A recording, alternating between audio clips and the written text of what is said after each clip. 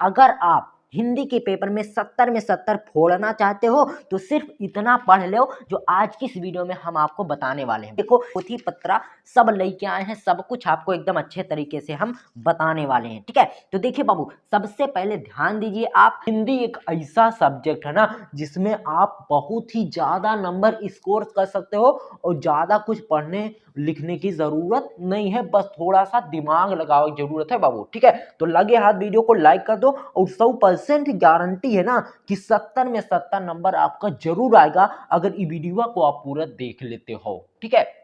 अब देखिए प्रश्नवा आपका किस तरह से पूछा जाएगा हम आपको बताता हूं, ठीक है। देखिए 70 नंबर का आपका प्रश्न होगा, जौने में 20 नंबर आपका बहुविकल्पीय आएगा, ठीक है, बतिया समझ रहे हैं ना। और 50 नंबर आपका लिखने वाले आएगा। अब देखिए किस तरह से आएगा, लगे हाथ हम आपको दिखाई देते हैं कि किस तरह से बहुविकल्पीय प्रश्न आ गया। देखिए सबसे पहले बहुविकल्पीय प्रश्न होगा और इसका आंसर ना ऊपर देना होगा, किस पर, ये हमारी सीट है, इस पर इसका आंसर आपको देना होगा। बात समझ रहे हैं, ठीक है।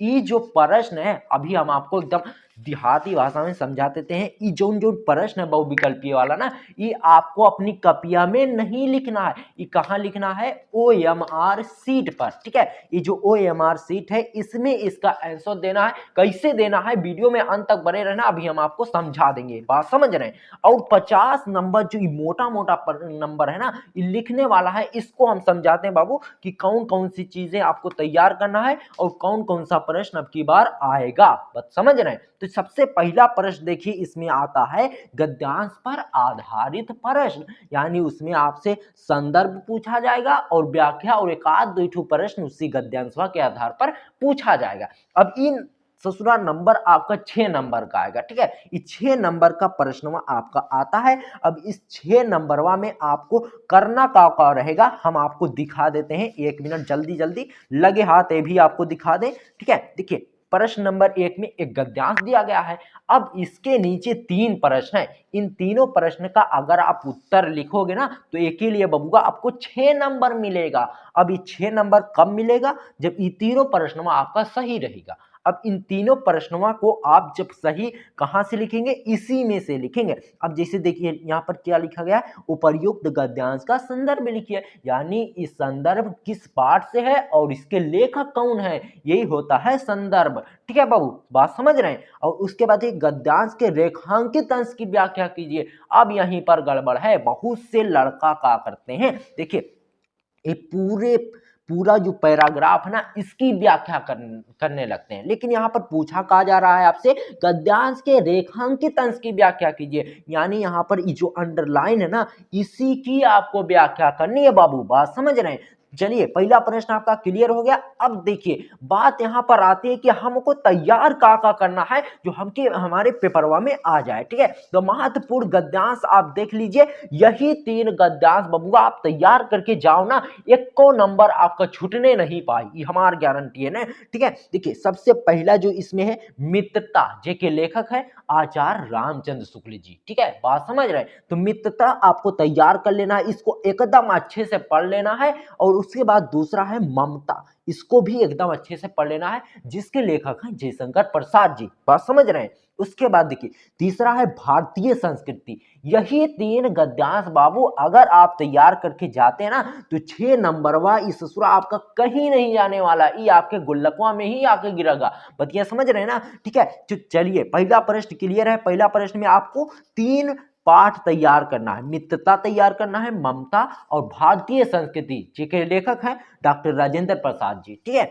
अब देखिए दूसरा का प्रश्न में पूछा जाएगा प्रश्न संख्या 2 में पद्यांश पर आधारित प्रश्न, यानी जिस तरह से गद्यांश में एक पैराग्राफ आपको दिया गया था उसी तरह पद्यांश में एक ठो कविता आपको दी जाएगी, जिसका आपको संदर्भ लिखना होगा, प्रसंग और व्याख्या लिखनी होगी, जिसके लिए भी आपको 6 नंबरवा मिल रहा है, ठीक है। अब इस 6 नंबरवा के लिए तैयार का करना है ये देख लो बाबू, ठीक है। देखिए इसमें सबसे पहले आप पद वाले पाठ को तैयार कर लीजिए, जिसके लेखक हैं सूरदास जी, और दूसरा जो है धनुष भंग वाला, जिसके लेखक है गोस्वामी तुलसीदास जी, और इन्हीं का एक और पाठ है 21वें सटा है धनुष भंग और वनपथ एक पाठ है, जिसके लेखक है गोस्वामी तुलसीदास जी। अब इन्हीं दोनों को बाबू ना एकदम अच्छे तरीके से आप पढ़ लीजिए, 6 नंबर व आपकी मुट्ठी में आ जाएगा बबुआ। बात समझ रहे हैं ना? ठीक है, तो 2 प्रश्न आपका क्लियर हो गया, यानी 12 नंबर बाबू अब आपका क्लियर हो गया। अब चलिए बढ़ते हैं अगले प्रश्न पर। दोस्तों यहां पर प्रश्न आपका है संस्कृत गद्यांश का हिंदी में अनुवाद करना होगा। बात समझ रहे हैं?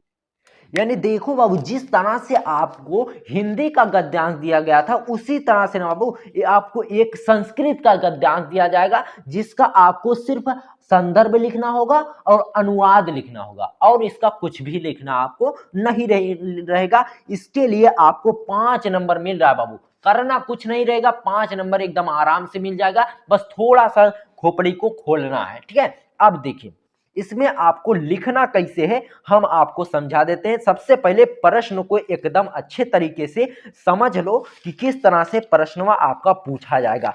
तीसरे नंबर वाला प्रश्न है बाबू, कुछ इस तरीके से पूछा जाएगा, दिए गए संस्कृत गद्यांश में से किसी एक का संदर्भ सहित अनुवाद कीजिए। यानी 2 गद्यांश आपको दिए जाएंगे, दोनों में से किसी एक को करना होगा, 5 नंबर आपको एकदम आराम से मिलेगा। ठीक है, तो इसके लिए आप यही 3 तैयार कर लीजिए एकदम अच्छे तरीके से।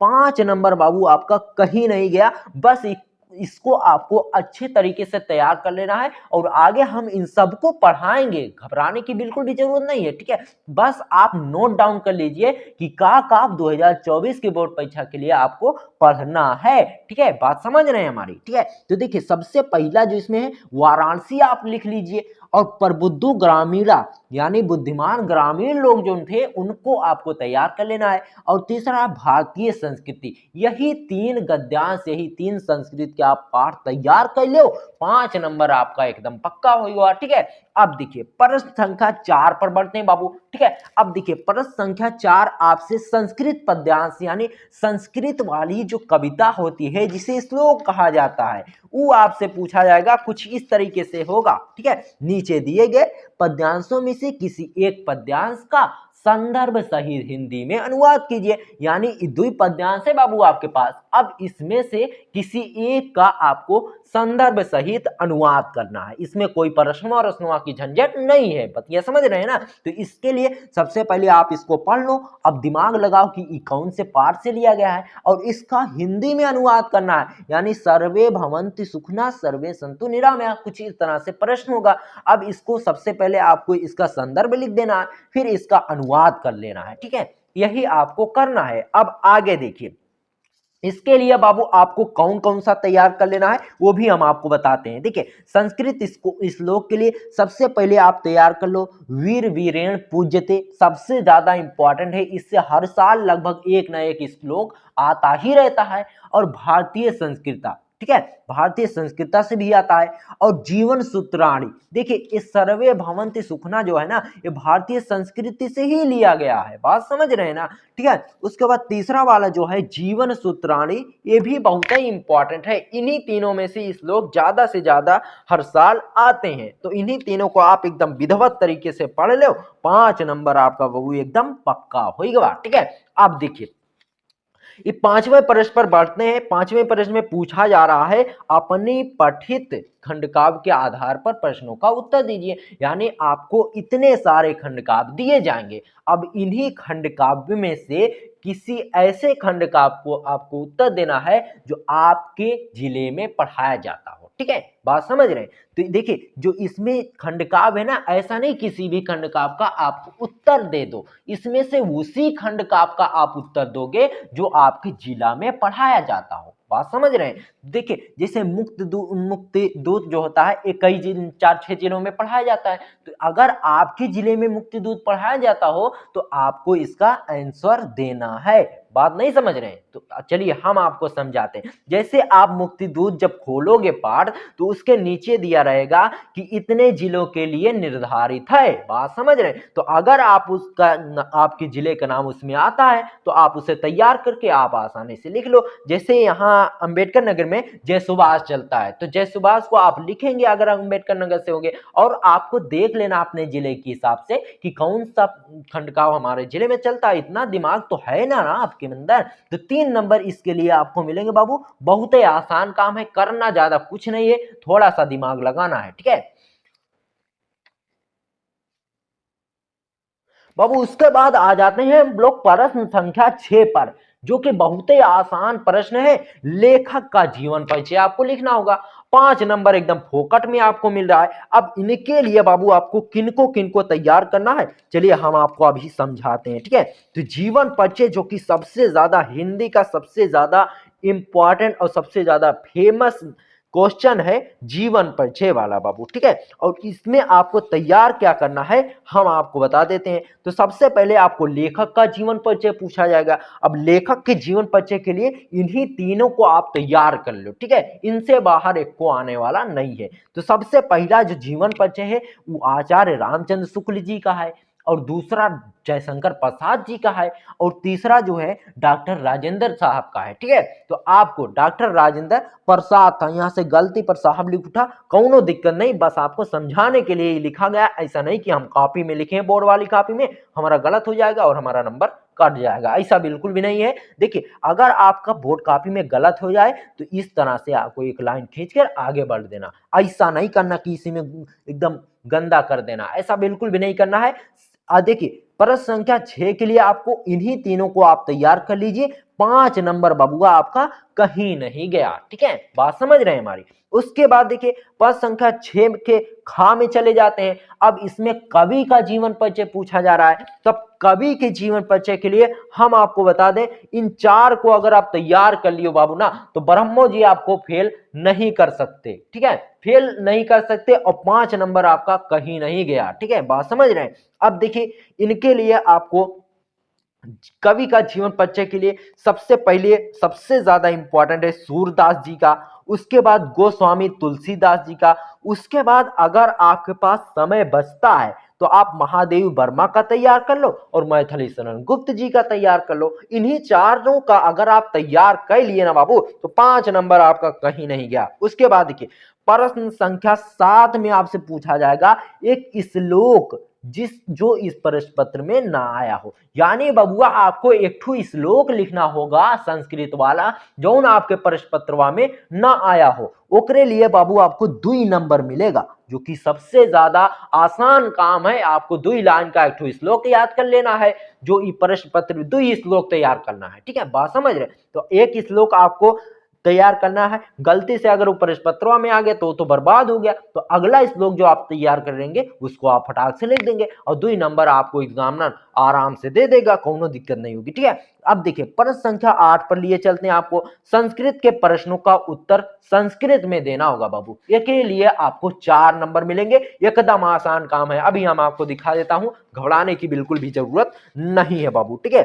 अब देखिए जैसे यहां पर देखिए प्रश्न दिए गए हैं, प्रश्न संख्या 8 में इस संस्कृत के प्रश्न है। अब इनका उत्तर भी संस्कृत में आपको लिखना है। जैसे यहाँ पर देखिए 4 प्रश्न है। वीरा केन पूज्यते पदेन बिना किन दूरेन याति चंद्रशेखरा का आसीत अस्माकम संस्कृति कीदृशी वर्तते, ठीक है। तो इसका उत्तर एकदम आसान, महिला का उत्तर देखिए एकदम एक के लाइन में इसका उत्तर है, ठीक है। जिससे वीरा केन पूज्यते वीरा वीरेन पूज्यते, ये आपका उत्तर हो जाएगा, एकदम आसान सा, ठीक है। अब देखिए एक प्रश्न बचा बबुआ निबंध वाला, जो कि 9 नंबर का मिलेगा, 9 नंबर का आएगा। अब इसमें देखिए अगर जो निबंध आप तैयार करके जाते हैं वो आपके पेपरवा में आ गया, तब तो आपकी बल्ले बल्ले, 9 में 7 नंबर तो मिलेगा ही मिलेगा। और अब आपको इसके लिए तैयार कौन कौन सा करना है, चलिए हम आपको बता देते हैं, ठीक है। देखिए इसके लिए आप इनको तो जरूर तैयार कर लीजिए जो 2023 की बोर्ड परीक्षा में आया था, क्योंकि बाबू जो 2023 की बोर्ड परीक्षा में आया था ना, वो हर साल लगभग पूछा जाता है। और ये जो चौथा था ना, ये अब की बार पहली बार ऐसा हुआ है कि आजादी का अमृत महोत्सव, ये जो मोदी सरकार में आया था आजादी का अमृत महोत्सव, आप सुने होंगे ना, तो उसी को निबंध बनाकर आपके बोर्ड परीक्षा में पूछा जा रहा है, ठीक है। देश प्रेम सबसे ज्यादा इंपॉर्टेंट है, आतंकवाद की समस्या और समाधान ये भी बहुत ही ज्यादा इंपॉर्टेंट है, और प्रदूषण और मानव जीवन और आजादी का अमृत महोत्सव, इन्हों 4 को तो जरूर तैयार कर लीजिए। और एक आध आप तैयार कर सकते हैं, जैसे बाढ़ की समस्या और समाधान और विज्ञान पर आप तैयार कर सकते हैं। बहुत ही ज्यादा इंपॉर्टेंट है, आपका एक भी नंबर नहीं कटेगा अगर इतना तैयार करेंगे जो हम आज की इस वीडियो में आपको बताएं।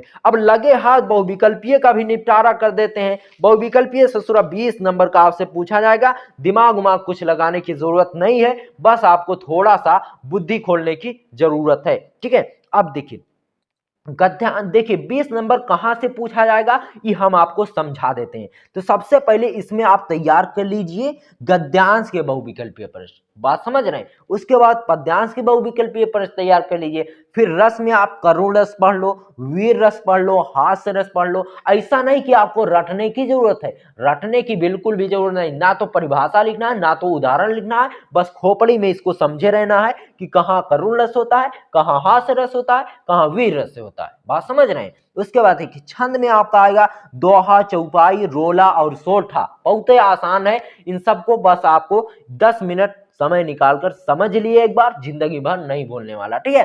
अलंकार में उपमा अलंकार हो गया, रूपक अलंकार और उत्प्रेक्षा अलंकार, ये सब बहुत ही ज्यादा इंपॉर्टेंट है। उसके बाद उपसर्ग से कुछ प्रश्न पूछे जाएंगे, प्रत्यय से पूछे जाएंगे और समाज से पूछे जाएंगे। इन सबको आपको एकदम आसान से, एकदम दिमाग अच्छे से पढ़ लेना है। ऐसा हवा हवाई में बिल्कुल भी नहीं पढ़ना। जब आपका दिमाग एकदम शांत हो, एकदम आराम से किताब खोलिए, बस इसको पढ़ते चले जाइए बाबू। बात समझ रहे हैं।